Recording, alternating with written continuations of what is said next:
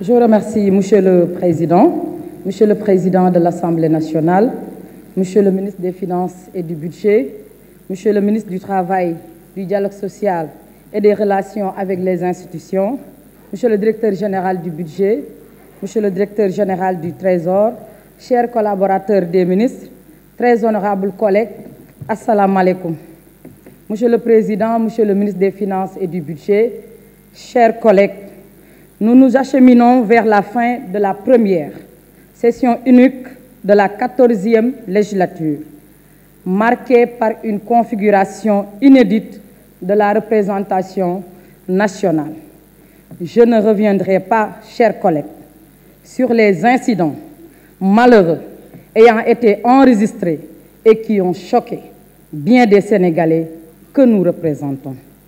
L'image de l'Assemblée nationale, ce haut lieu de la République, se trouve fortement écorné.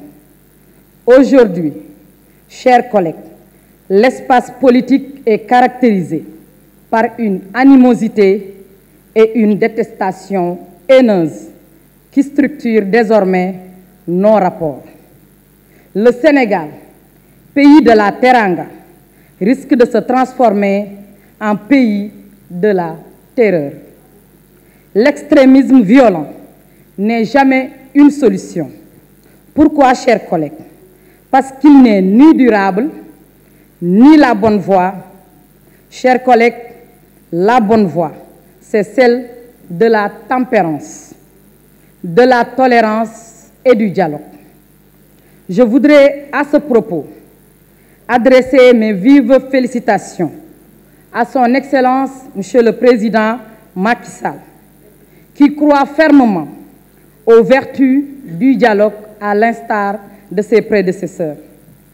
Chers amis de l'opposition, le dialogue est la seule voie qui ouvre les portes de la résolution pacifique des différends. Il est conforme à l'esprit démocratique et permet de consolider notre vivre ensemble.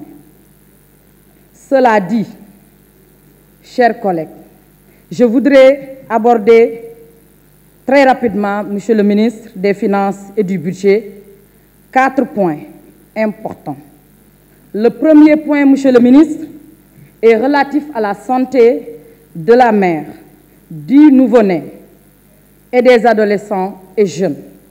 Je rappelle également que le Sénégal occupe la 2e place en Afrique de l'Ouest en termes de réduction du ratio de mortalité maternelle avec un taux, Monsieur le ministre, de 60,7%.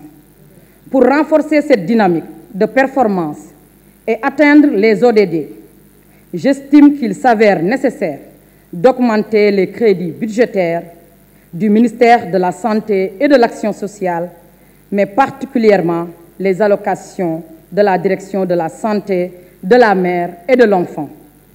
Le deuxième point, Monsieur le ministre, porte sur la problématique des violences exercées contre les femmes, notamment celles suivies de meurtres. De plus en plus, Monsieur le ministre, des femmes perdent la vie dans des circonstances de violence inouïes. Dans le courant du mois d'avril 2023, la presse nationale a documenté des cas de violence mortelle à l'encontre des femmes. Je peux citer, par exemple, l'affaire de la jeune fille Awaba, retrouvée sans vie, calcinée dans un champ à Keur-Macoumba Diop, dans le département de Tivaouane. J'invite à cet effet, Monsieur le ministre, le gouvernement à mettre en place un fonds pour accompagner les femmes victimes d'agressions sexuelles ou physiques pour leur permettre de surmonter cette situation difficile. Mon troisième point, Monsieur le ministre, à quand le démarrage de la construction de l'hôpital de niveau 3 de Mbour, d'autant plus que le chef de l'État avait déjà donné son accord. Pour le dernier point, Monsieur le ministre, je plaide en faveur pour l'augmentation des moyens financiers dédiés au développement du secteur de la pêche et de l'économie maritime afin de mieux encadrer, accompagner et assister nos parents pêcheurs. Avant de clore mon propos, je voudrais noter que notre pays a une économie résiliente Les perspectives macroéconomiques du Sénégal sont favorables avec l'exploitation prochaine du gaz et du pétrole. La qualité de la signature du pays est indiscutable, Monsieur le ministre. Notre dette est soutenable et l'assainissement budgétaire constitue une priorité pour le gouvernement. Félicitations, Monsieur le ministre, et bonne continuation. Je vous remercie, Monsieur le Président. Merci.